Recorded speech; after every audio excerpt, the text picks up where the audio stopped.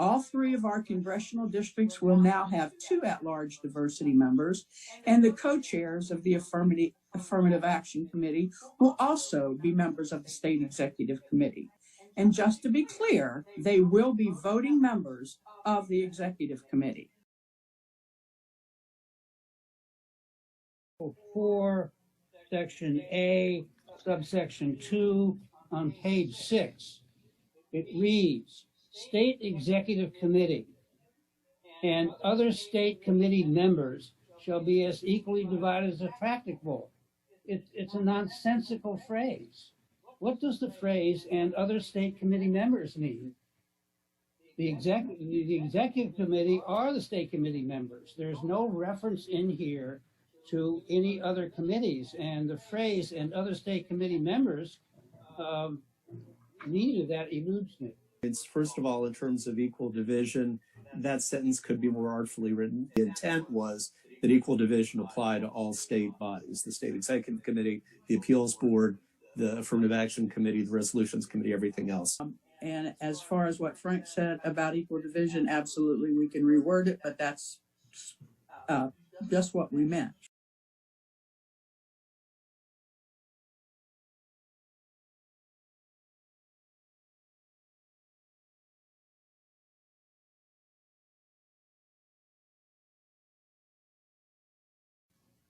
In the same article, subsection B on page 6, open meetings. And the way this provision is drafted, it is as open-ended as the Mississippi River. It says all meetings of the Executive Committee and other party committees shall be open to the public. Then it goes on to say, committees, here's the kicker. Committees, however, by majority vote, present in voting, may go into executive members-only session to discuss legal, personnel, discipline, and strategy, or other matters. There is no limit there.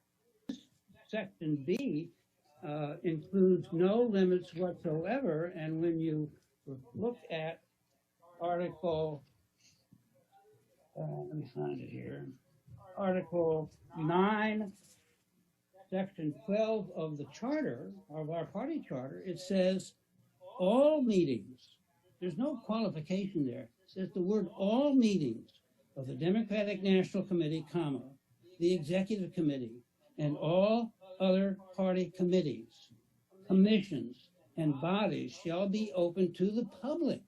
So the charter includes no exception.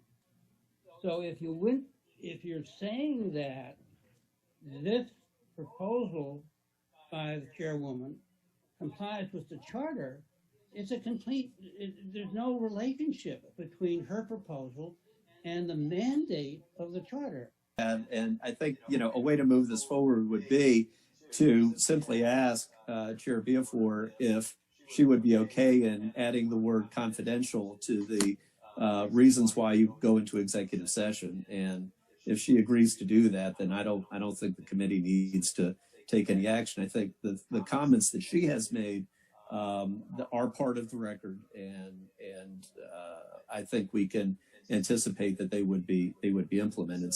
Chair Miller, sure. Ask Chair Biafore, would she be amenable to presenting that addition of the word confidential in terms of the meeting notice? Is she amenable to that language? You took the words from my mouth. Great. Okay. Thank you, madam. Yeah, no. Biafore? Yes, I would, and I will take that to the bylaw committee, and with that suggestion. So yes. Okay, great.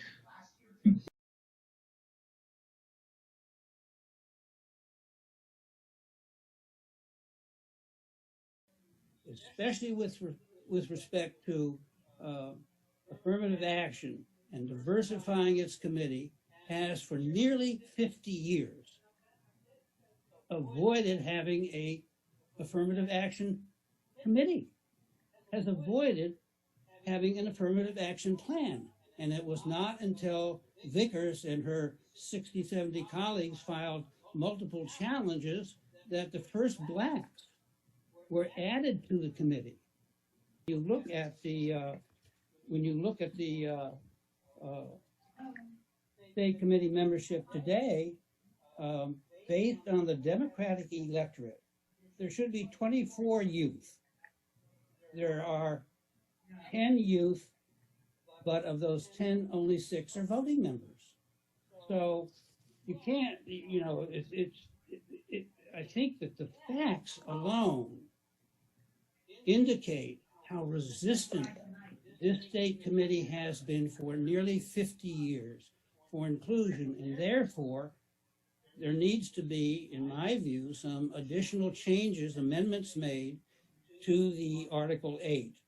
I think we have to make sure that that affirmative action committee is not going to be appointed by the state chair, that affirmative act, the membership of that committee needs to come from the grassroots caucuses who will elect their co-chairs, and those co-chairs under Vickers' proposal should be the members of the affirmative action committee.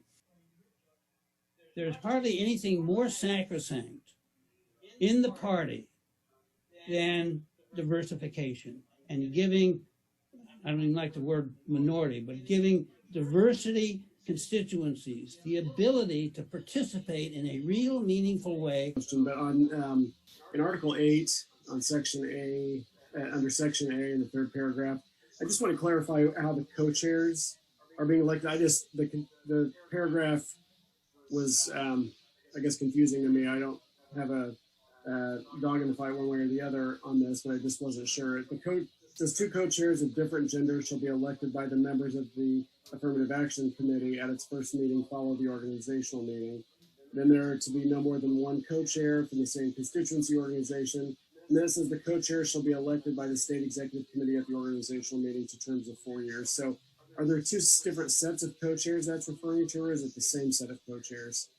I guess I was confused about who was choosing them. So actually, they'll all be elected by the Affirmative Action Committee, including the 2 co-chairs.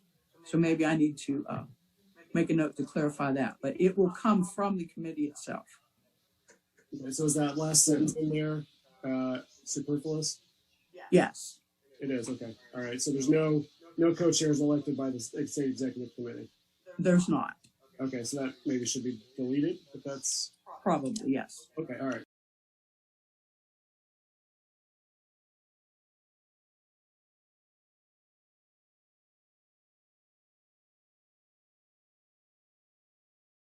I just will have 2 points that are structural that I wanted to raise for clarification, and John just went over part of it. It's a little unclear to me exactly how the initial Affirmative Action Committee is stood up, but I do think the chair said that the selections for the Affirmative Action Committee will be made by the caucuses of those diversity caucuses within the party.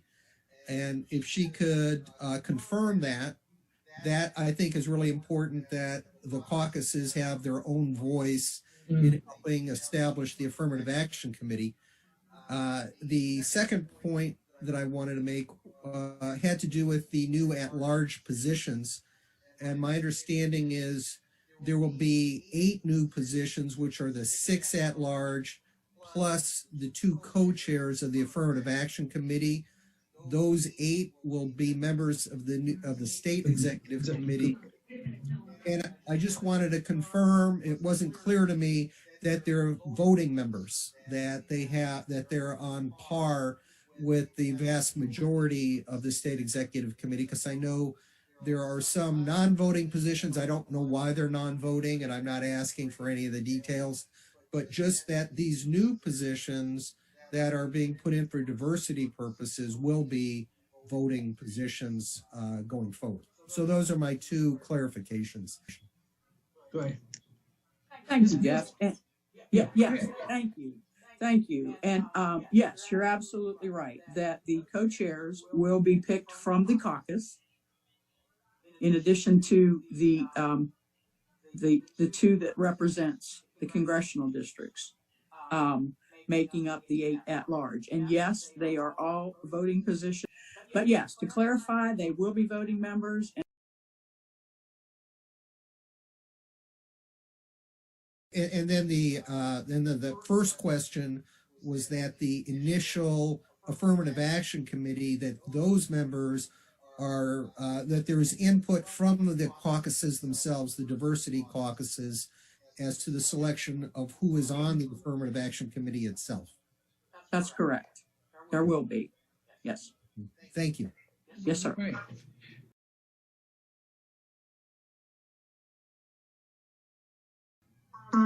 Included a list of other groups: Association of Democratic Chairs, Small Business, Veterans, Education, Labor, and Faith, which we all love these caucuses, and it's great that you have them. But because it was part of the affirmative action outreach plan, I'm wondering if these organizations would be included to have positions on the affirmative action committee, or was it just you were listing through? I'm just trying to understand which groups will be part of the affirmative action committee and will have members on the committee.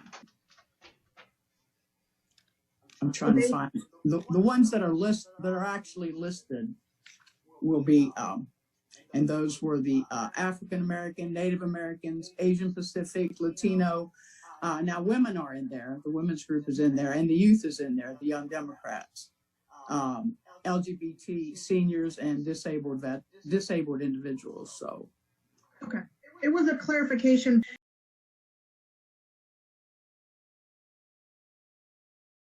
But I want to just say, given maybe some recommendations and what Chair Biafore is agreeing to, some of these other language changes, that hopefully we give those recommendations, and that, as she has stated, she will be taking those back to make those suggested changes that my colleagues are also making. We will compile the West Virginia's chair's comments and send them to her, because she did make some commitments to us that she was going to bring some of the changes that we had, that you as committee members had offered. Now that we have taken action on the bylaws, the West Virginia Democratic Party will have 30 days to adopt the amendments, and that would include the commitments that were made here today for clarifications and adjustments in those bylaws.